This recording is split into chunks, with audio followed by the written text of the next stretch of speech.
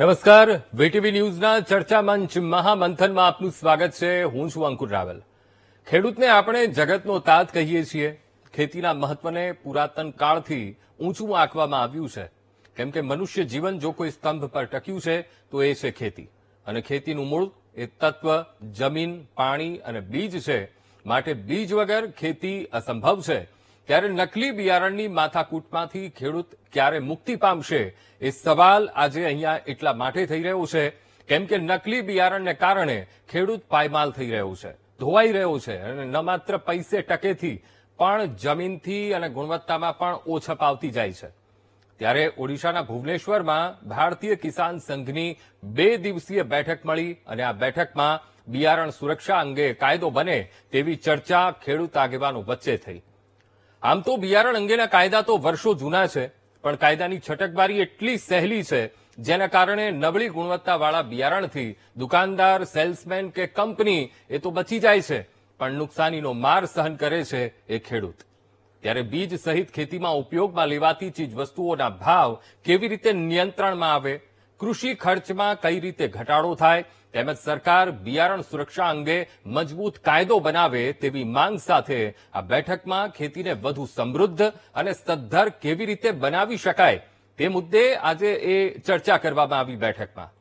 હવે એવું પણ નથી કે બીજ સુરક્ષા માટે કોઈ કાયદો ન બનાવવામાં આવ્યો હોય.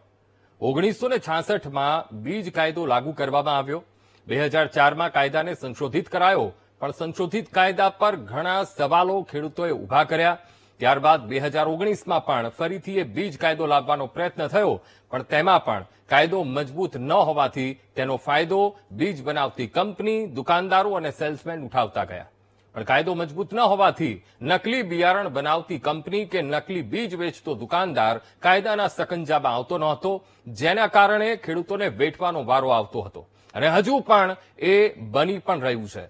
ખેડૂત નકલી બિયારણનો ભોગ બને તો નુકસાનની સહાય મળે, પણ ક્યારેક કેટલાક કેસમાં ખેડૂત નકલી બિયારણના પુરાવાના અભાવે એ સહાય પણ તેને અડધી મળતી હોય છે અને આવા દાખલા સમગ્ર દેશમાંથી જોવા મળે જ છે. ત્યારે સવાલ એ થઈ રહ્યો છે કે બિયારણને લગતા હાલના કાયદામાં સંશોધનની જરૂર કેમ? નકલી બિયારણના વેપારને રોકવામાં જવાબદારો અસમર્થ છે? નકલી બિયારણથી ન છેતરાય એના માટે ખેડૂત શું કરી શકે? બીજ કાયદો મજબૂત બનશે તો નકલી બિયારણ બનાવતી કંપની કે નકલી બીજનો વેપાર કરતો વેપારી તેના વિરુદ્ધ કેટલી કડક કાર્યવાહી થશે? આ સવાલો સાથે છે આજનું મહામંથન મારી સાથે.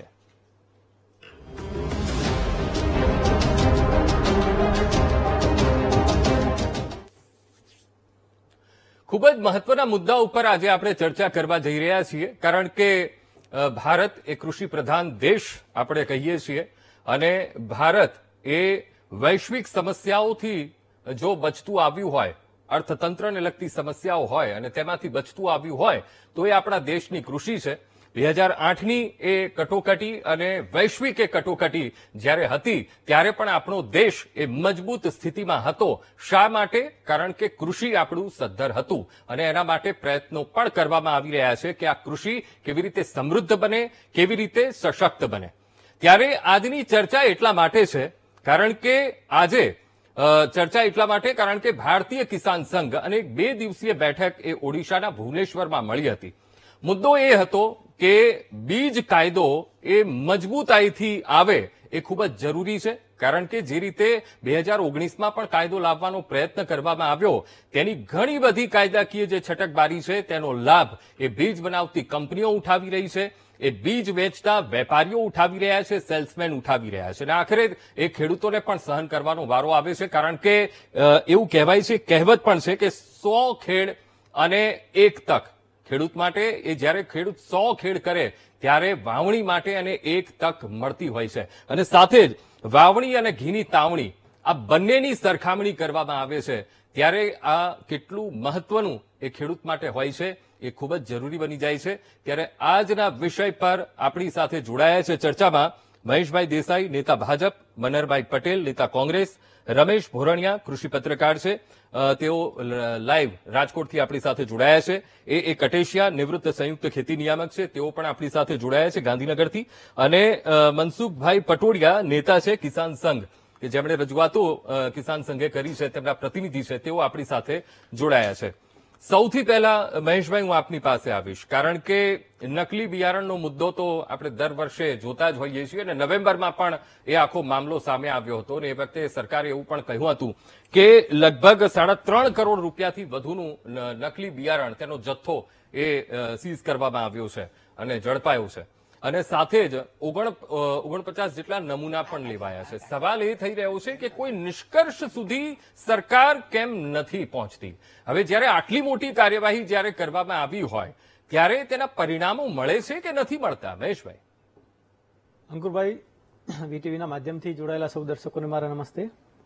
આપણે આજે જે ખેડૂતોની ચર્ચા કરવા ભેગા થયા છીએ ત્યારે કિસાન સંઘ દ્વારા જે એની રાષ્ટ્રીય કારોબારીમાં જે રીતે બીજનો કાયદો લાવવા માટેની વાત કરવામાં આવી છે, હંમેશા કિસાન સંઘ ખેડૂતોની ચિંતા કરતો હોય છે અને ભારત સરકાર પણ, કે રાજ્યની સરકાર હોય કે કેન્દ્રની સરકાર હોય, હંમેશા કિસાન સંઘને, એમાં ખાસ કરીને ભારતીય જનતા પાર્ટીની સરકાર, કે એને સંકલનમાં લઈને એના જે સજેશન્સ હોય છે એના ઉપર કામ કરતી હોય છે.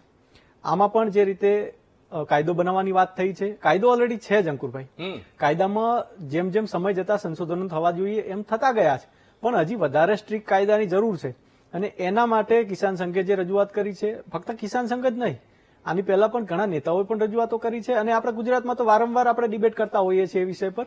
એટલે એને લઈને આજે ફરીથી એમણે જે માગણી મૂકી છે એ તદ્દન વ્યાજબી છે. એવો કાયદો કડક બનવો જોઈએ, કારણ કે જે 1966 નો કાયદો છે એ અત્યાર સુધીમાં છે અને તમે જુઓ તો અત્યાર સુધીમાં લગભગ ભારતીય જનતા પાર્ટીની સરકાર બન્યા પછી લગભગ 1,500 કાયદાઓ જે જૂના સમયના હતા એ કાં તો બદલ્યા છે કાં તો એને ડિસ્કાર્ડ કરી દીધા છે. એટલે આમાં આપણે અત્યારે હમણાં ભારતીય ન્યાય સંહિતાની વાત કરીએ તો એ પણ જે રીતે આખું આપણું જે જૂનું માઇન્ડસેટ હતું એ કાઢીને અત્યારે નવા કાયદાઓ આપણે અમલમાં મૂક્યા છે. પણ અત્યારની વ્યવસ્થાઓ જોવા જઈએ તો અત્યારે ગુજરાતમાં પણ આપણે વારંવાર જે રીતે વાવણીની સિઝન હોય તો રાજ્ય સરકાર એડવાઇઝરી જાહેર કરતી હોય છે, ખેડૂતો કોઈ જગ્યાએ લેભાગુ તત્વોમાં છેતરાઈ ના જાય.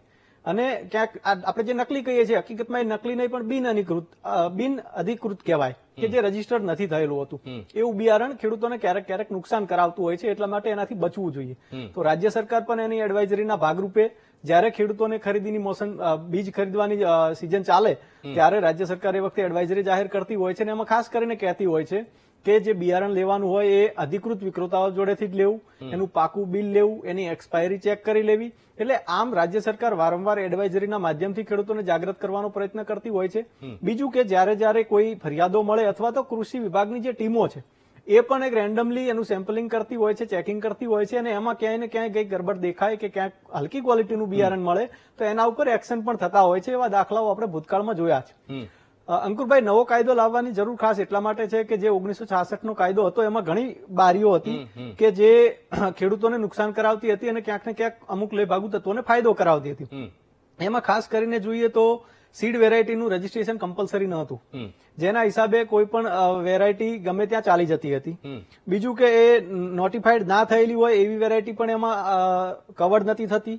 કમર્શિયલ ક્રોપ અને પ્લાન્ટેશન, જે અત્યારે આપણે હોર્ટિકલ્ચર પણ આપણે ખૂબ કરીએ છીએ, કમર્શિયલ ક્રોપ પણ આપણે ખૂબ કરીએ છીએ અને ગુજરાત તો એમાં ખૂબ આગળ છે, તો એનો પણ એટલી કાયદામાં એ વ્યવસ્થાઓ ન હતી. બીજું કે ફક્ત રાજ્ય સરકારની એજન્સી દ્વારા જ સીડ સર્ટિફિકેશન થઈ શકતું હતું. એટલે એવા ઘણા જે લૂપહોલ હતા અથવા તો જે તે સમયની જરૂરિયાત મુજબ એ કાયદો બનેલો હતો અને આજે એ સમયની જરૂરિયાત મુજબ આજના સમય પ્રમાણે આજે અત્યાધુનિક ટેકનોલોજીના માધ્યમથી આજે નવા ટેકનિકલ ઇનોવેશન થયા છે અને એના લીધે જે સીડ્સમાં ઇમ્પ્રુવમેન્ટ આવ્યા છે અને ક્વોલિટીમાં ઇમ્પ્રુવમેન્ટ આવ્યા છે એ બધાને રેગ્યુલરાઇઝ કરવા માટે ચોક્કસથી કાયદાની જરૂર છે. વારંવાર સરકારોએ પ્રયત્ન કર્યા છે. 1966માં પ્રયત્ન થયો, એના પછી 1983માં પ્રયત્ન થયો, 2001માં પણ એક એક્ટ આવ્યો સીડ, એક એના પછી 2004માં પણ સરકારે પ્રયત્ન કર્યા, પણ ક્યાંક ને ક્યાંક ખેડૂતોને અથવા તો સંઘને, કિસાન સંઘને અથવા બીજા અન્ય ખેડૂત સંગઠનોને ક્યાંક ને ક્યાંક એમાં કંઈક ને કંઈક લાગ્યું, એના હિસાબે ક્યાંક ને ક્યાંક એ એક્ટ ડિલે થયો, હજી સુધી પાસ ના થયો. પણ જે રીતે કિસાન સંઘે રજૂઆત કરી છે, કેન્દ્ર સરકાર અલગ અલગ જે સ્ટેક હોલ્ડર્સ છે એમને સમન્વયમાં લઈને એનું સંકલન કરીને બધાના જે ઇનપુટ્સ હશે એના હિસાબે કાયદો લાવવાનો પ્રયત્ન કરશે. ઓકે મનસુખભાઈ, ક્યાં ક્યાં આ કાયદામાં વિસંગતતાઓ દેખાઈ રહી છે, માટે ભારતીય કિસાન સંઘને આ 2 દિવસીય બેઠક કરવી પડી અને આ 2 દિવસ આ મુદ્દા ઉપર ચર્ચા કરવામાં આવી? ખાસ તો કારણ કે મહેશભાઈ તો ખૂબ સારી વાતો કરી છે કે ભાઈ ના પ્રયત્ન થઈ રહ્યો છે, પણ ભારતીય કિસાન સંઘનો જે પ્રયત્ન છે એમાં એ ભારતીય કિસાન સંઘને દેખાઈ રહ્યું છે કે ના ખરેખર સરકાર એ દિશામાં પ્રયત્ન કરી રહ્યું છે? કારણ કે 2019નો જે કાયદો છે એમાં જે ભારતીય કિસાન સંઘ માની રહ્યું છે કે જે વિદેશી કંપનીઓ છે કેટલીક બીજ બનાવતી અને જે દેશી કંપનીઓ છે સીધી કંપનીઓને ફાયદો થઈ રહ્યો છે, ખેડૂતોને ફાયદો નથી થઈ રહ્યો. કઈ કઈ વિસંગતતાઓ તમને દેખાઈ રહી છે મનસુખભાઈ? જી નમસ્કાર. હવે અત્યારે જે ખેતી પ્રધાન દેશની અંદર મહત્વ ભાગ ખેડૂતોનો છે. એની અંદર કાયદો છે, તમે જે વાત કરી મુજબ 2019નો કાયદો છે, એની અંદર કાયદામાં સુધારા માટે અનેક વખત ભારતીય કિસાન સંઘે રજૂઆત કરી છે. અને ખેડૂતો એની આજીવિકા ખેતી હોય છે, બિયારણ મુખ્ય હોય છે, અને બિયારણ સારી ક્વોલિટીનું જો મળે તો ખેડૂતોને ઉત્પાદન મળે. નબળી ક્વોલિટીનું બિયારણ જયારે આવી જતું હોય ત્યારે ખેડૂતોને ઉત્પાદનમાં નિષ્ફળતા મળતી હોય છે. એની સામે અત્યારે ખેતી ખર્ચ બહુ વધી ગયો છે, તો નકલી બિયારણો અને ડુપ્લિકેટ બિયારણો બજારમાં ખૂબ મોટે પાયે વેચાણ થાય છે, અને એના કારણે ખેડૂતોને ખૂબ મોટું નુકસાન સહન કરવું પડે છે. આ માટે સતત ખેડૂતોની ચિંતા કરતું સૌથી મોટું ભારતીય કિસાન સંઘનું આ સંગઠન એની રાષ્ટ્રીય કારોબારીની અંદર આ પ્રસ્તાવ રજૂ થયો છે અને સરકારને મોકલવામાં આવ્યો છે કે ભાઈ દેશના ખેડૂતો અનેક વખત છેતરપિંડીમાં ભોગ બને છે. એની અંદર અમારી માંગણી તો એવી છે કે ભાઈ સહકારી સંસ્થાઓ દ્વારા કે ગુજરાત રાજ્ય બીજ નિગમ છે, કૃષિ યુનિવર્સિટી છે, આવી ઘણી બધી સંસ્થાઓ સરકારી સંસ્થાઓ છે, એને પ્રાધાન્ય આપી અને બિયારણો વધારેમાં વધારે સર્ટિફાઈડ બિયારણો બને અને લે ભાગુ કંપનીઓને પ્રોત્સાહન ન આપવું જોઈએ. સરકાર દ્વારા ઘણી બધી કંપનીઓ પાછલા બારણેથી પોતાનો વહીવટ કરી અને આવા બિયારણો વેચે છે, અને એની સામે કાયદો કડક બને. કોઈ પણ કંપની બિયારણ બનાવે તો એનો કાયદો કડક બનવો જોઈએ. ખેડૂતો એ બિયારણ લે તો કઈ રિટેલર દુકાન ઉપર કઈ કંપનીનું ક્યાં માર્કા વાળું અને ક્યાં લેબલ વાળું બિયારણ કેટલું વેચાણ થયું છે એનું રજીસ્ટ્રેશન હોવું જોઈએ. અને ખેડૂતને એ બિયારણની અંદર નિષ્ફળતા મળે, એની નુકસાની થાય તો એ નુકસાની પણ એને મળવી જોઈએ, કારણ કે આજીવિકા એની કુટુંબની આજીવિકા છે. ખેડૂતને બિયારણ નબળું આપી દઈએ ત્યારે એ બિયારણની અંદર માનો ની કે 45 દિવસ પછી તો એને વાવ્યા પછી ખબર પડે કે આમાં ફાલ નથી લાગતો, અથવા તો 60 દિવસે ખબર પડે કે તલ છે કે એમાં ફાલ નથી બેસતો. કોઈ પણ વસ્તુ છે એમાં 60 દિવસે ખબર પડે તો ખેડૂત બીજું પણ વાવેતર ન કરી શકે. એટલે એની આખી સિઝન ફેલ થતી હોય છે. એ ચોમાસું હોય, શિયાળું હોય, ઉનાળુ પાક આખો ફેલ થાય, અને એની પાછળ કેવડો મોટો ખર્ચ કર્યો હોય, અને ખર્ચને માનો નહીં કે ખેડૂત દેવાદાર બની જાય. આવી પરિસ્થિતિ પેદા થાય છે. એટલે ખેતીને મુખ્ય આધાર બીજ છે, તો બીજ ઉપર કડક કાયદો બનવો જોઈએ. બીજા નંબરમાં કે બીજ છે એને સર્ટિફાઈડ બિયારણ જ બનવું જોઈએ, ટીએફ ન વેચાવું જોઈએ. કારણ કે ટીએફ ના બાના નીચે છટકબારી, ટીએફ એટલે છટકબારી, ટીએફ નું બિયારણ જ ન હોવું જોઈએ. કાયદાની અંદર જોગવાઈ હોવી જોઈએ કે એના નોર્મ્સ નક્કી કરેલા છે, એ નોર્મ્સ મુજબ જ એને પ્રસ્થાપિત કરવું જોઈએ. અને જે વેચાણ કરનાર છે એને લોટ નંબર નાખી અને ક્યાં સર્ટિફાઈડ થયું છે એ બધું પ્રસ્થાપિત કરીને જ ખેડૂતોને વેચાણ થવું જોઈએ. આની અંદર અત્યારે શું થાય છે કે ભાઈ 10 વીઘાની અંદર એને બિયારણનો પ્લોટિંગ કર્યો અને એને 2000 કિલો બિયારણનું ઉત્પાદન આવ્યું. હવે એના સર્ટિફાઈડના બધા બિયારણના સિક્કા બનાવી લઈએ પૂઠા ઉપર, અને 2000 નું ઉત્પાદન આવ્યું અને 5000 10,000 એ સિક્કા ઉપર એ નંબર ઉપર વેચાણ કરી નાખે. એટલે આવી રીતે ડુપ્લિકેટ બિયારણ બને છે. અને સર્ટિફાઈડના બાના નીચે એક સર્ટિફિકેટ લઈ લીધું, એના આધારે ઘણું બધું બિયારણ ડુપ્લિકેટ વેચાય છે. એટલે આની ઉપર કંટ્રોલ થવો જોઈએ.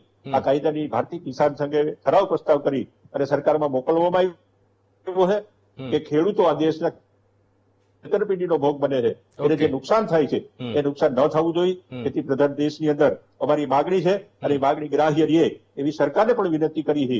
એટલે ખેડૂતોને છેતરપિંડી ન થાય, ખેડૂતોને.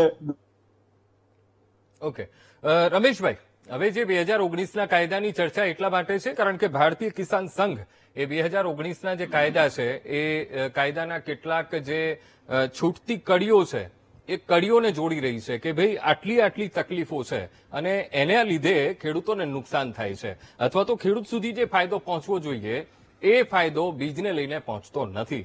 આપના મતે એક કૃષિ પત્રકાર તરીકે કઈ કઈ એવી છૂટતી કળીઓ છે જેના કારણે ખેડૂતને નુકસાન વેઠવાનો વારો આવ્યો છે?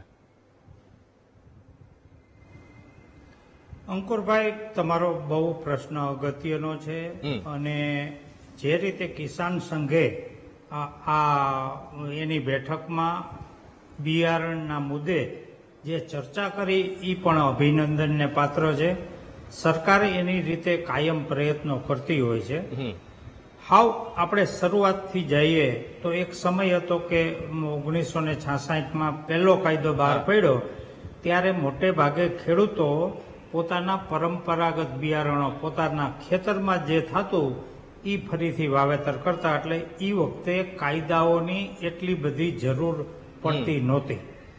ધીમે ધીમે સમય આવતો ગયો, આગળ વધતા ગયા, ખેતીમાં પણ પ્રગતિ થઈ, જેમ ઓજારોમાં પ્રગતિ આવી, મશીનરી આવી, એવી રીતે બિયારણમાં પણ આજની તારીખે કપાસના બિયારણમાં જે બીટી કપાસ આવ્યો એ પણ એક પ્રગતિ જે કરી છે સરકારે માન્યતા આપીને, તો એ પ્રમાણે ખેડૂતો મોટા ભાગે એરંડાનું પછી કપાસનું આ બધા બિયારણ ફરજિયાત કંપનીએ સારી કંપની દ્વારા તૈયાર થયેલા વાપરતા હોય છે.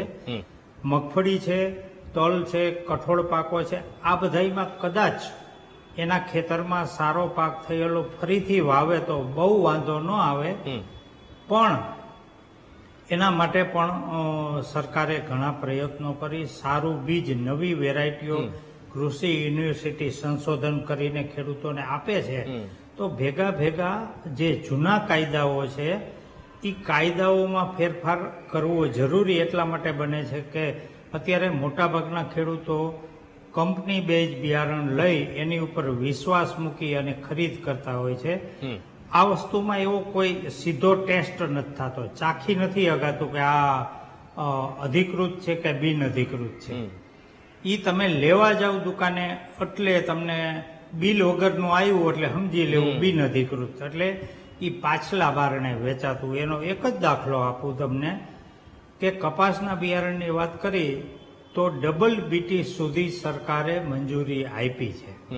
ત્યાંથી સરકાર triple BT, 4G, 4BT, 5BT એ બજારમાં અત્યારે વાતો સંભળાય છે, પણ સરકારે હજી સુધી ડબલ બીટીથી આગળ વધી અને મંજૂરી નથી આપી. છતાં એવા બિયારણો એગ્રોની દુકાને પાછલા બારણે એટલે કે બિલ વગર વેચાય છે અને ઊંચા દામ આપીને ખેડૂતો ખરીદે છે એક વિશ્વાસના આધારે. પછી એમાં ઈ 5G કામ આપતું હોય, ગુલાબી ઈયળની સામે રક્ષણ આપતું હોય કે ન આપતું હોય, ઈ 3 મહિના પછી 4 મહિના પછી ખબર પડે. ત્યાં તો ખેડૂતનો વાવટો વીટાઈ ગયો હોય. એટલે જેમ બિયારણમાં સંશોધનો થઈ રહ્યા છે, નવા વિદેશી બિયારણો આપણે આવે ઉપજ આપતા હોય તો આપણે એ સ્વીકારવા જોઈએ. એની પ્રોસિજરમાંથી એ બધી સરકાર પ્રોસિજર કરે. હવે એક સાવ દાખલો તમને આપું. અત્યારે ભારત દેશ કપાસના વાવેતરમાં વિશ્વમાં પહેલા નંબરે છે, પણ એની ઉપજ લેવામાં હેક્ટર દીઠ ઉપજ તમને આંકડો કહું તો અમેરિકામાં 1 હેક્ટર દીઠ 1065 કિલો કપાસ પેદા થાય છે. એ જ ભારતમાં હેક્ટર દીઠ અત્યારે 447 કિલો ઉતારો મળે છે એક વીઘામાંથી.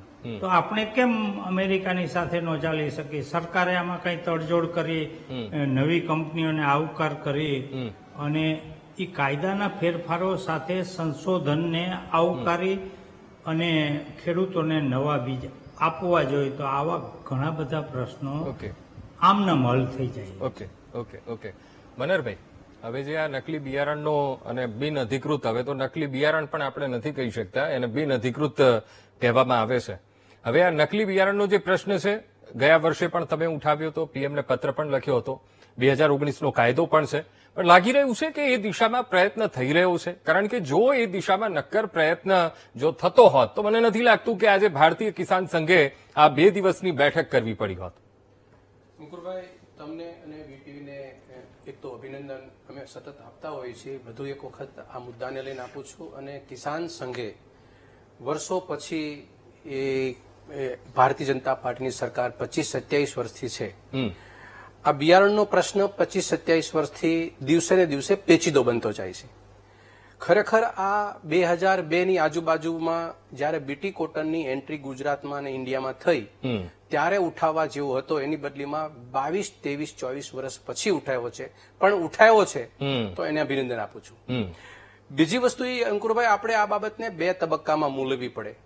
એક તો 1966ની અંદર જે કાયદો હતો એ સીડ એક્ટ હતો, અને 1983માં કાયદો હતો એ સીડ કંટ્રોલ ઓર્ડર હતો. આ બંને કાયદાઓ ત્યારે હતા કે જ્યારે ખાનગી કંપનીઓ 5 પણ નહોતી. જે ખાનગી બીજ ઉત્પાદકો છે એ એકેય નહોતા, એવું કહેવું તો પણ કહી શકાય. માત્ર બીજ નિગમ એ ગુજરાતની અંદર બિયારણ પોતે એના સ્ટેશન ઉપર પકવે, એ તૈયાર કરે, અને ગુજરાત સરકારની તત્કાલીન તે દિવસની સરકારે એક સરસ મજાનું ઇન્ફ્રાસ્ટ્રક્ચર બનાવ્યું હતું, ગુજરાત રાજ્ય બીજ નિગમ. અને એના ઉપર કંટ્રોલ કરવા માટે થર્ડ પાર્ટી એટલે કે સીડ સર્ટિફિકેટ એજન્સી ગુજરાત રાજ્ય આ એક કામ કરતી હતી. બંને એજન્સીઓ અને ગુજરાતના ખેડૂતોને, જે ભાઈએ વાત કરી ભોરણિયાભાઈએ કે મોટા ભાગના ખેડૂતો પોતાના વસ્તુ વિનિમયથી પોતાના ખેતરમાં બિયારણ પકવતા હતા, બાકીના બધા જે ખેડૂતો એ કંઈ ને કંઈ આવી રીતે બીજ નિગમનું બિયારણ ખરીદતા હતા. એમાં કોઈ તકલીફ ક્યારેય નહોતી. પણ ભારતીય જનતા પાર્ટીની સરકારે છેલ્લા 8 કૃષિ મંત્રી આપ્યા, 8 ખેડૂતના દીકરા, એક પછી એકને માથું ભાંગે એવા. મતલબ ખેડૂતોની દશા અને દુર્દશા જે થતી હતી એમાં કોઈની ચિંતા કર્યા વગર માત્ર ને માત્ર વહીવટ કરવામાં અને વેપારીઓમાં જે ખાનગી પેઢીઓ જે છે બિયારણ પકવનારી એની કદમબોચી કરી અને બિલી ભગતથી ગુજરાતના ખેડૂતોનું ખેતર આર્થિક રીતે બરબાદ કર્યું છે. એમાં બોલવું હોય તો કોઈ શંકા કરવા જેવું નથી.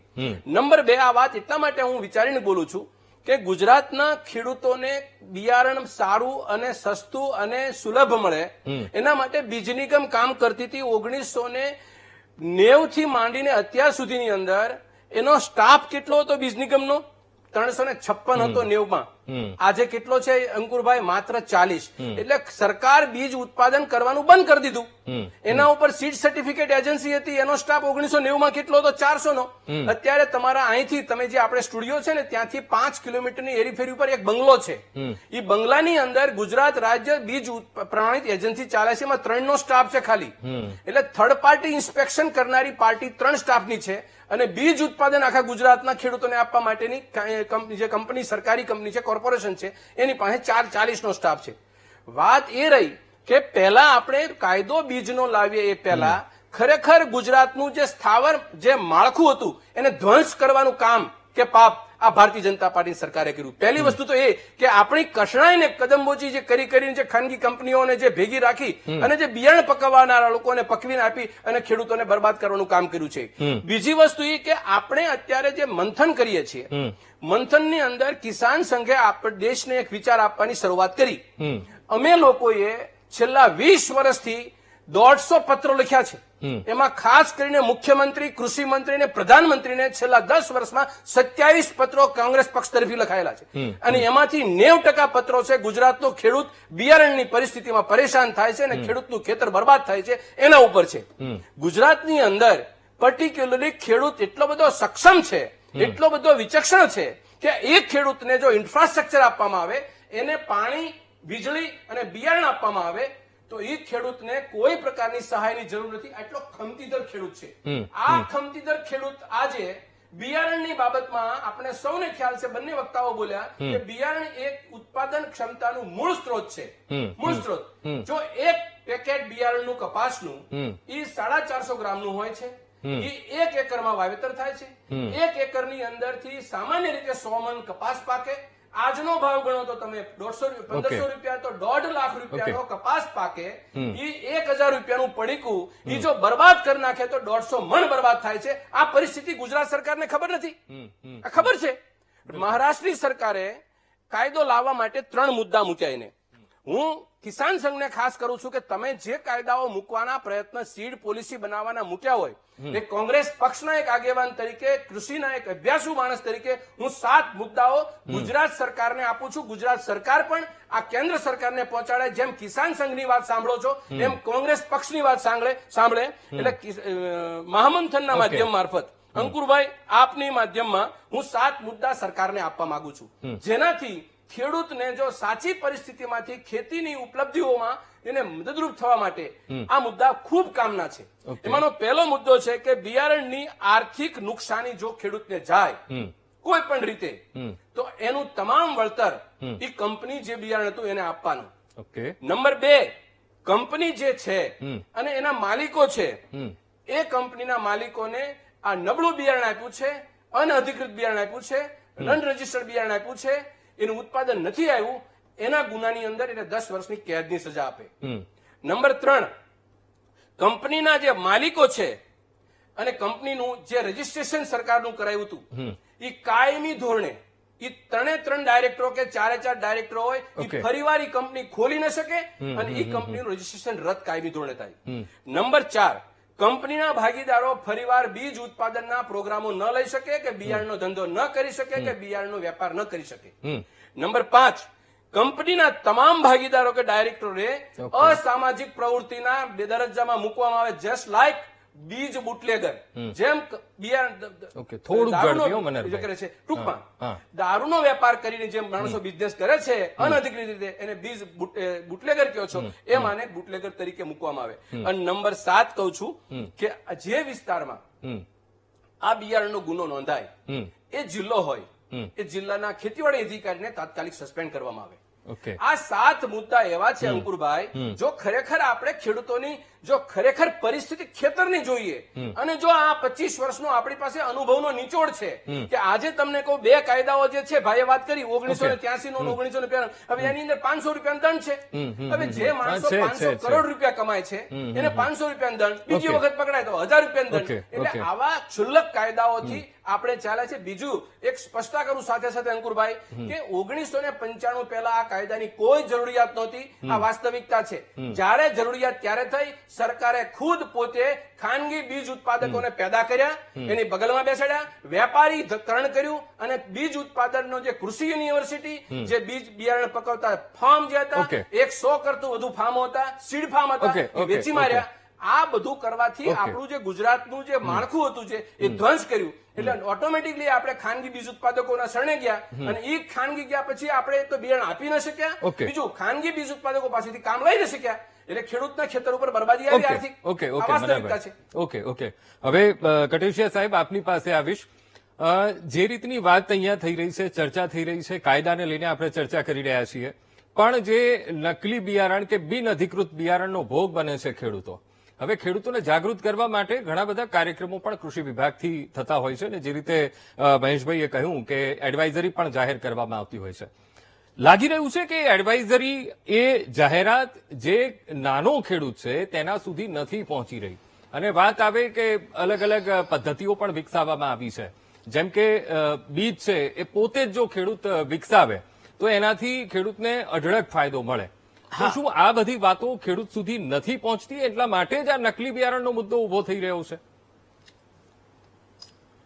હવે આપને વાત કરું તો ખેડૂતો સુધી જે બિયારણ સારું પહોંચે તો જે સેલ્ફ પોલિનેટેડ પાકો છે, દાખલા તરીકે ઘઉં છે, બીજા ધાન્ય પાકો છે, ડાંગર છે, તો એનું બિયારણ એક વખત લીધા પછી 3 વર્ષ સુધી એને ખેડૂત વાપરી શકે. એમાંથી સારા છોડ પસંદ કરી એને દર વર્ષે બિયારણ બદલવાની જરૂર નથી. હાઇબ્રિડ પાકો સિવાયના બિયારણો દર વર્ષે બદલાવાની જરૂર નથી. તેમ છતાં ખેડૂતો આવું બિયારણ પોતાનું, માનો કે ઘઉં 496 અથવા તો નવી કોઈ જાત છે એ જાત લીધા પછી એનું આ વર્ષે બિયારણ લીધું, એમાંથી જે પાક્યું એમાંથી રાખી મૂકે, આવતા વર્ષે વાવે, એના પછીના વર્ષે પણ વાવી શકે. એક ને એક બિયારણને 3 વર્ષ સુધી વાપરી શકાય એવા મોટા ભાગના પાકો છે જેને સ્વપરાગિત પાકો કહેવામાં આવે છે. તો ખેડૂતોએ આ બિયારણ વાપરે તો એક તો છેતરપિંડીથી અને ખોટા ખર્ચાથી બચી શકે, પેલી વસ્તુ આ. બીજો મુદ્દો છે હાઇબ્રિડ પાકોનો કે જેની અંદર દર વર્ષે બિયારણ આપણે બદલવું પડે. તો હાઇબ્રિડ બિયારણો ખરીદતી વખતે ખેડૂતે ખૂબ કાળજી રાખવી જોઈએ, બિલ લઈને એને ખરીદી કરવી જોઈએ અને અધિકૃત સારી જગ્યાએથી કરવી જોઈએ ખરીદી, વિશ્વાસુ વેપારી પાસેથી, સહકારી સંસ્થા, બીજ નિગમનો ડેપો અથવા તો જે કઈ એને વિશ્વાસ બેસે એવી સારી સંસ્થા પાસેથી બિલ સાથે ખરીદી કરવી જોઈએ. અનધિકૃત લોકો પાસેથી બિયારણો ખરીદવા જોઈએ નહીં. હવે વાત ખેડૂતોને છેતરાવાની અથવા ખેડૂત લૂંટાઈ ગયો, બરબાદ થઈ ગયો એવી વાત લગભગ મેં ઘણા વખતથી સાંભળી છે. અત્યારે પણ લગભગ બધા મુદ્દાઓ રિપીટ થયા, વાતો સાંભળી. હવે મને ખબર છે ત્યાં સુધી વર્ષ 2002 જયારે માન્ય મોદી સાહેબની સરકાર આવી અને 2001 થી આવી, તો 2002 ગુજરાત રાજ્યની ખેડૂતોની એકત્રિત ટોટલ આવક કૃષિ ક્ષેત્રની 9,000 કરોડ રૂપિયા હતી. આજે એ આવક 1.5 લાખ કરોડ કરતા પણ વધુ છે. તો આ બિયારણ જો નકલી અથવા તો ખરાબ આપ્યા હોત તો 9,000 ની 5,000 કરોડ કે 4,000 કરોડ થવી જોત, અડધી થઈ જવી જોત. એને બદલે આ આવક છે એ 1.5 લાખ કરોડ કરતા પણ પ્લસ થઈ છે. તો એમાં કોઈક ને કોઈક રીતે સારા બિયારણોનો ફાળો પણ હોવો જોઈએ એવું હું માનું છું. બીજી વાત, બિયારણનો જે કાગારોડ મચે છે કે બિયારણથી ખેડૂતો છેતરાઈ ગયા, તો હું મારા ઘણા બધા 42 વર્ષનો અનુભવ સાથે કહું છું કે બહુ જ નહિવત માત્રામાં બિયારણમાં ખેડૂતો છેતરાઈ છે. અચ્છા, જો ખાતરમાં છેતરાય, જમીનમાં આજે નાખી દીધું પછી સારું હતું કે ખરાબ હતું એ ખબર પડવાની નથી 2 દિવસ પછી પણ કે આ ખાતર ડુપ્લિકેટ હતું, સારું હતું, અસર કરી કે ના કરી. પરંતુ જો જંતુનાશક દવા આજે છાંટી, ઈયળો મરી કે ના મરી, એનાથી રોગ જીવાત મર્યા કે નહીં એનું કોઈ ખબર પડતી નથી 2 દિવસ 1 દિવસ પછી પણ, કે એની કોઈ અસરકારકતા માપી શકાતી નથી. પણ બિયારણ એક એવી વસ્તુ છે કે આજે વાવ્યું તો દિવાળી સુધી 4 મહિના, 6 મહિના, 8 મહિના ખેતરમાં ઉભું રહે છે, સાક્ષી પૂરે છે. એટલે આ કઈ મારીને ભાગી જવાની વાત નથી. દરેક કંપની એના માટે બંધાયેલી છે કે ભાઈ જ્યાં સુધી પાક ઉભો છે ત્યાં સુધી એનું જીઓટી થઈ શકે, એનું કેરેક્ટર તપાસી શકાય, એનું ઉત્પાદન ચકાસી શકાય, એની જાત કેટલા ટકા શુદ્ધ છે એ પણ ચકાસી શકાય. અને મોટા ભાગે જો ખેડૂતો છેતરાતા હોય તો અત્યારે સોશિયલ મીડિયા એટલું બધું સ્ટ્રોંગ છે કે મેસેજો વાયરલ થાય, ગ્રાહક સુરક્ષાના કાયદાઓ છે જેની અંદર પણ ખેડૂત એવી બધી ઘટનાઓ પણ બને છે. લગભગ ગયા વીકની જો આપણે વાત કરીએ તો સુરેન્દ્રનગર પાસેના જ ગામડાની એક વાત છે. ત્યાંના ખેડૂતો ભેગા થયા હતા, નકલી બિયારણ એમને એક કંપનીના નામે પધરાવી દેવામાં આવ્યું અને ત્યારબાદ જયારે પાક લેવાય છે, તમે જેમ કહ્યું કે એકદમ સીધું તો ખબર નથી પડી દીધું કે ધક્કો વાગ્યો પડી ગયું, બરાબર, એનો ટાઈમ હોય છે અને એ પછી જે ખેડૂતને ખબર પડી અને ઘણા બધા ખેડૂતોને ખબર પડી અને લગભગ 500 વીઘાના ન્યૂઝ મેં પણ એ સમાચાર જોયા છે. સુરેન્દ્રનગર જિલ્લાનું મીડિયામાં આવેલી જે જોઈ છે મેં ક્લિપ, તો એ માટે હું આપને કહું કે જો એક તો એની પાસે પાકું બિલ હોવું જોઈએ. પાકું બિલ લીધા પછી એને ગ્રાહક સુરક્ષામાં ફરિયાદ કરી શકાય. એના માટે રાજ્ય સરકારે દરેક જિલ્લામાં એક કમિટી બનાવી છે. નાયબ ખેતી નિયામક વિસ્તરણ, કૃષિ યુનિવર્સિટીના એક વૈજ્ઞાનિક અને જે તે જિલ્લાના અધિકારીઓ 3 જણાની એક કમિટી છે. ખેતરની મુલાકાત લઈ પંચનામું કરી અને ખેડૂતને આપશે કે આ બિયારણમાં અસલી હતું, નકલી હતું, અથવા આ પાક જે ઉભો છે એમાં આટલા ટકા ભેળસેળ હતી. અને એના આધારે ખેડૂત છે એ ગ્રાહક સુરક્ષા મંડળ જે તે જિલ્લાની અંદર છે, કોર્ટો, એની અંદર ફરિયાદ કરી શકે. તો કટેશિયા સાહેબ, કસૂરવાર જો કંપની પુરવાર થાય તો કંપની વિરુદ્ધ કેવી કાર્યવાહી થાય? મારે આપની પાસેથી એ જાણવું છે. હવે કંપની કસૂરવાર પુરવાર થાય એટલે એક તો એને ગ્રાહક સુરક્ષા જે કંઈ વળતર અપાવવાનો જે ચુકાદો આપે એ કંપની આપવા બંધાયેલી છે. એ ઉપરાંત માનો કે ઇન્સ્પેક્ટર એની પાસે જો બિયારણના કાયદા હેઠળ ઇન્ટેક એટલે કે તોડિયા વગરનું બિયારણના જો 3 પેકેટ પડ્યા હોય ખેડૂત પાસે હોય અથવા તો એને જે દુકાનમાંથી લીધું હોય એ દુકાનમાં હોય, એ હોય તો એમાંથી નમૂનો લઈ પ્રયોગશાળામાં ચકાસણી કરાવી અને એ બિયારણને જો નપાસ થાય તો કંપની વિરુદ્ધ સીડ એક્ટ અને સીડ કંટ્રોલ ઓર્ડર હેઠળ પગલા લઈ શકાય. બીટીનું બિયારણ હોય તો એન્વાયરોમેન્ટલ પ્રોટેક્શન એક્ટ હેઠળ પણ પગલા લઈ શકાય અને લેવામાં આવે છે. ખેતી નિયામક દ્વારા કેસ ફાઇલ કરવામાં આવે છે કોર્ટમાં. ઓકે મહેશભાઈ, એ છતાં પણ મજબૂત કાયદાની આશા રાખવામાં આવી રહી છે. કારણ કે કટેશિયા સાહેબ કહે છે કે જે પ્રમાણે અમુક એને વળતર આપી દે તો આ તો કંપની છટકી જવાની. હવે કંપની બંધાવાની છે કે ભાઈ જો હું જે બિયારણ ના, બનાવું કંપની- છું એમાં હું સુધારો લાવવાનો પ્રયત્ન કરીશ. મહેશભાઈ, હવે આ બધા જેટલી છૂટતી કડીઓ છે એ સરકારે ભેગી કરવી પડશે તો જ ખેડૂતને ફાયદો મળશે અને ખેડૂતને વિશ્વાસ આવશે કે ના સરકાર અમારા માટે વિચારી રહી છે. હવે હું આવું આપને કટેશિયા સાહેબ આપને એ આવું કહેવા માંગુ છું કે કટેશિયા સાહેબ આવું આપની પાસે. મહેશભાઈ, અંકુરભાઈ, સૌપ્રથમ તો જે તમામ વક્તા મિત્રોએ વાત કરી છે, ખેડૂતો વિશે ચિંતા કરી છે, ચિંતાને હું સમજુ છું અને વ્યાજબી છે એવું માનું છું. પણ ભારતીય જનતા પાર્ટીની સરકાર કેન્દ્રમાં બની એના પછી આપણે જોયું હશે કે જેમ આપણું સહકાર ક્ષેત્ર જે રીતે મજબૂત છે, સહકારની દ્રષ્ટિએ અત્યારે જોઈએ તો ખાતર છે કે એ બધું આપણને સરકારની સહકારમાંથી મળે છે. એ જ રીતે આપણું અમૂલ ફેડરેશન છે તો એ પણ એક સહકારનું ઉત્કૃષ્ટ ઉદાહરણ છે. એવી જ રીતે સરકારે, ભારતીય જનતા પાર્ટીની સરકારે માન્ય ગૃહમંત્રી અને સહકાર મંત્રી અમિતભાઈ શાહની અધ્યક્ષતામાં એક કંપની બનાવી છે, ભારતીય બીજ સહકારી સમિતિ લિમિટેડ.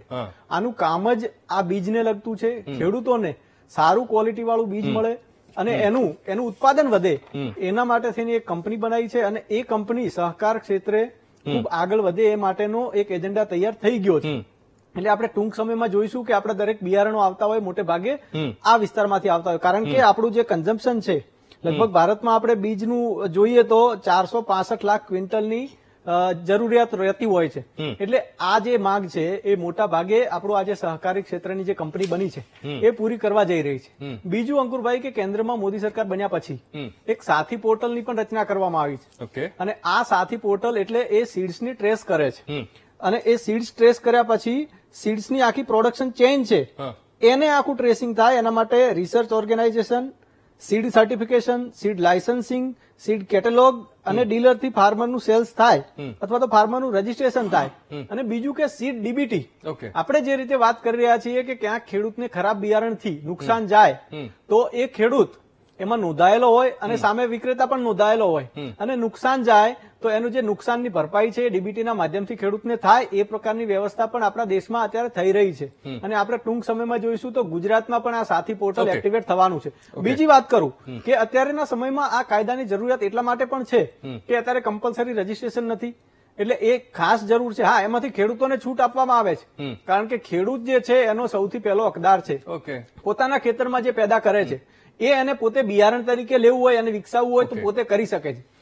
શરત માત્ર એટલી છે કે જો એ બ્રાન્ડિંગ કરવા માંગતો હોય તો એને નોંધણી કરાવવી જરૂરી છે. અનબ્રાન્ડેડ હોય તો એના માટે જરૂરી નથી. બીજું, એક્સપોર્ટ ઇમ્પોર્ટના પણ રેગ્યુલેશન અત્યારે બહુ નથી એટલે એક એને પણ રેગ્યુલેટ કરવા માટે આપણે નવા કાયદાની જરૂર છે. 100% નહીં, હું એ જ કહી રહ્યો છું કે આ મુદ્દાઓમાં છે એના માટે ચલો એના અંકુરભાઈ, માટે તો વાત આ કરવી જ બધા જોઈએ. કેન્દ્ર સરકારનો જે કાયદો છે એના મુદ્દાઓમાં છે અને ટૂંક સમયમાં આપણે આના પરિણામો જોઈશું. અત્યારે જે સ્ટેક હોલ્ડર્સ છે એ બધા આમ તો સરકાર હંમેશા બધાના સજેશન્સ લેતી હોય છે, ઓપન પ્લેટફોર્મ હોય છે, પણ એ સજેશન્સના આધારે એ કાયદો કડકમાં કડક બનશે અને એનાથી ખેડૂતોના જીવનમાં વધારે ખુશાલી આવશે. ઓકે, સુરેન્દ્રનગરથી ગોપાલભાઈ નામના વ્યક્તિ આપણી સાથે જોડાયા છે. ગોપાલભાઈ બોલજો. હા અંકુરભાઈ. હા બોલો ગોપાલભાઈ. હલો અંકુરભાઈ. હા બોલો. એક તો ધન્યવાદ તમારો ખેડૂતનો આ મુદ્દો ઉઠાવવા માટે ખૂબ ખૂબ આભાર. અને જે આપણે કઠેશિયા સાહેબે વાત કરી એ તો આપણે ગુજરાતીમાં એક કહેવત છે ને કે પાણી પહેલા પાળ બંધાય. આ તો એમને જે વાત કરી પાણી પછીની છે. હું એક જ મિનિટ લઈશ. જે એમને વાત કરી કે આ રીતે પકડી શકાય અને આ રીતે કાયદાનો ઓલો ઉપયોગ કરીને આપણે ખેડૂતને બચાવી શકીએ, પણ એવું નથી બનતું. એના છટકબારી બધા અધિકારીઓ પાસે હોય જ છે. તો જે આપણે મનહરભાઈ જે વાત ઉઠાવી ને એ બરોબર છે કે જે પેલા નિગમના જે અધિકારીઓ હતા જેમાં સંખ્યામાં ઘટાડો થયો છે એની સંખ્યામાં વધારો કરે. અને હું ખેડૂતના ખેતર વાવવા માટે જઉં છું ને બિયારણ, એમાં નિગમમાંથી સર્ટિફાઈડ થયેલા નિગમમાંથી એક્સપાયરી ડેટ વહી ગયેલા બિયારણો આવે છે અને હું પોતે કોલ કરાવું ને ખેડૂતને, અમુક ખેડૂતને નથી ખબર પડતી કે આ એક્સપાયરી ડેટ જતી રહી છે, અંગ્રેજીમાં લખેલું હોય છે નિગમમાંથી. એમાંથી ફોન કરીને તો એવડે એમ કે છે કે એ તો ભૂલથી છપાઈ જાય છે, તમે ઓલું કરો. અને ખેડૂતો એ કોઈ લેબલ સાચવતા નથી કારણ કે ખેડૂતને એક દણ વાવી દીધું પછી થઈ જાય છે અને પછી એમને નુકસાનનું વળતર એ મળતું નથી. ખૂબ ખૂબ આભાર ગોપાલભાઈ, આપ અમારી સાથે જોડાયા. સાણંદથી શૈલેષભાઈ આપણી સાથે જોડાયા છે. શૈલેષભાઈ. નમસ્કાર સાહેબ. હા નમસ્કાર. નમસ્કાર, બોલો સાહેબ. આપની ચેનલમાં અત્યારે આવે છે કે વેપારી અને ઉત્પાદકની સાંઠગાંઠ છે, બરાબર? તો એના એવિડન્સ તમારી પાસે શું છે? ક્યાં? સાંઠગાંઠના હમ બંનેની સાંઠગાંઠ છે અને એવિડન્સ શું છે તમારી પાસે? ઓડિયો વિડીયો રેકોર્ડિંગ છે? પણ તમે એ કઈ રીતે કહી શકો? કંપની જાણ કરે છે વેપારીને કે આ નકલી છે અને છતાં પણ વેપારી ખરીદે છે, એવા તમારી પાસે શું પુરાવા છે? અરે એવું થતું જ હોય છે ભાઈ. તમે બદનક્ષી કરો છો. કોઈને બદનામ નથી કરતા ભાઈ. ખૂબ ખૂબ આભાર અમારી સાથે જોડાયા. અમને છે ને ખેડૂતો જાણ કરતા હોય છે અને ખેડૂતો આક્ષેપ કરતા હોય છે, એના ઉપરથી અમે જણાવતા હોઈએ છીએ. ખૂબ ખૂબ આભાર. આપ અમારી સાથે શૈલેષભાઈ જોડાયા. ખૂબ જ મુદ્દો આ ગંભીર છે, કારણ કે નકલી બિયારણને લઈને આ મુદ્દો છે અને ભારતીય કિસાન સંઘ જેણે એક આ નેમ ઉપાડી છે અને કાયદો વધારે સશક્ત બને તેના તમામ પ્રયત્ન કરવામાં આવી રહ્યા છે અને એના જ માટે આ 2 દિવસીય બેઠક મળી હતી અને એમાં ચર્ચા કરવામાં આવી છે. આગળ પણ એ પ્રયત્ન કરતા રહેશે કે જેથી કરીને કાયદો વધુ મજબૂતાઈથી ખેડૂતો માટે આવે અને જેના કારણે જેટલા પણ છૂટતી કડીઓ છે એ છૂટે અને ખેડૂતને ફાયદો મળે. તો સમય થયું છે એક બ્રેકનો. લઈએ એક બ્રેક. Welcome back. તો ખૂબ જ મહત્વના અને ગંભીર આ પ્રશ્નો પર આપણે ચર્ચા કરી રહ્યા છીએ, કારણ કે ખેડૂત માટેનો આ પ્રશ્ન છે. કારણ કે બીજ કાયદો લાવવાની વાત જ્યારે ભારતીય કિસાન સંઘ કરી રહ્યું હોય, 2 દિવસની બેઠક થતી હોય અને નકલી બિયારણનો મુદ્દો પણ એક તરફ ખેડૂતને સતાવી રહ્યો છે અને ખેડૂતને નુકસાની આપી રહ્યો હોય, ત્યારે આ કાયદો એ મજબૂત બને અને મજબૂત લાવવામાં આવે તે ખૂબ જ જરૂરી બની જતું હોય છે. મનહરભાઈ, આખી ચર્ચામાં ઘણી બધી આપણે વાત કરી કે ખેડૂતને કેવી રીતે એ લોકોને એ માહિતી પૂરી પાડવામાં આવે, તમામ મુદ્દે આપણે એને જાગૃત કરવાની પણ વાત કરી, પણ સાથે સાથે કાયદાની પણ વાત કરવી એટલી જ જરૂરી બની જાય છે. હવે એક તરફ એવું કહેવાય કે ભાઈ ખેડૂતનો પાક જો સારો મળે તો એ બરકત તેને મળે, પણ લાગી રહ્યું છે કે આ પ્રકારના કાયદા છે એનાથી ખેડૂતને બરકત મળે છે? અંકુરભાઈ, બહુ સ્પષ્ટ વાત છે. કોઈ પણ કાયદો તમે જમીન ઉપર ઉતારો એ પહેલા તમારી સરકાર પાસે શું એનું શસ્ત્ર સરંજામ છે. તમારી પાસે લેબોરેટરી છે. 1990માં તૈયાર કરેલી 3 લેબોરેટરીમાંથી 2 લેબોરેટરી વધી આ સીડ ટેસ્ટિંગની, બીજ ચકાસણીની. તમારા જિલ્લા 33 છે, તમારી પાસે 33 લેબ નથી. તમારી પાસે જે કઈ શસ્ત્ર સરંજામ છે એ છે નહીં. અધિકારીની વાત હું બિલકુલ ખંડન કરું છું. જે અધિકારી જે બોલી રહ્યા છે કે જે આવી રીતે સીડની અંદર જે લફડા થાય છે એ જગજાહેર છે. તમે કઈ રીતે છુપાવી શકો એને? અને આજે હું તમને કહું, કપાસની સિઝન શરૂ થાય પહેલા ગેરકાયદેસર રીતે બીજનું, બીટી કોટનનું ઉત્પાદન ઉત્તર ગુજરાતમાં થાય છે અને આખા હિન્દુસ્તાનમાં 6 રાજ્યોમાં વેચાય છે. કઈ જગ્યાએ સરકારે રેડ ઉપાડી? કઈ જગ્યાએ કોને પકડ્યા? અને પકડે છે એના ઉપર કાયદાઓ શું છે?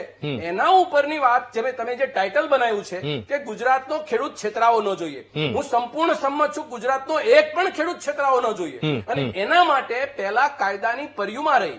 તમારી પાસે જીએમ ટેકનોલોજીની લેબ છે?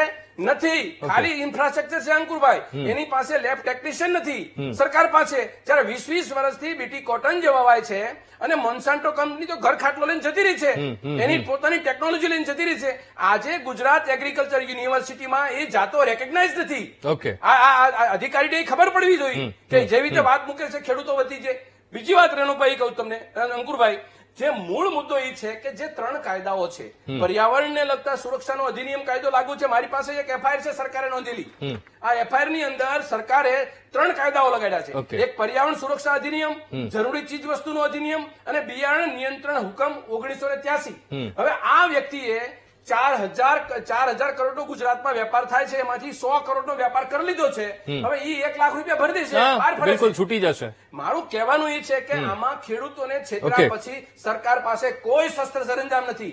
એટલે માટે હું તમને મારી એક છેલ્લી વાત પૂરી કરું કે આપણે આમાંથી શું નિષ્કર્ષ કાઢીએ. સરકારને મારી 2 હાથ જોડીને પ્રાર્થના છે, એક ખેડૂતના દીકરા તરીકે, જે પરિસ્થિતિ છે એને લઈને છે, રાગદ્વેષ પ્રેરિત કોઈ વાત નથી કરતો, કે આપણે ત્યાં ગુજરાતની અંદર જે કૃષિ પ્રધાન જે છે એ ખેડૂતના દીકરા છે, એને એ મુદ્દાને લઈ ખેડૂતની પરિસ્થિતિ જમીન સ્થળ ઉપર શું છે, પાણી, જમીન, બિયારણ કે વીજળી કઈ પણ છે, એના ઉપર બિયારણનો સોર્સ લાગે છે. અંકુરભાઈ, એક જ મિનિટ લેજો ગુજરાત. પણ મારો મુદ્દો એ છે કે જો તમે એ ચીજવસ્તુ તમે આપે છે, એમાં વેપારી ધોરણે જે કામ થાય છે, કાયદો બને, ખેડૂતોની સામે છેતરવાની કોઈની હિંમત ના મળે, એટલી કમસે કમ સુરક્ષા તો ખેડૂતને આપો.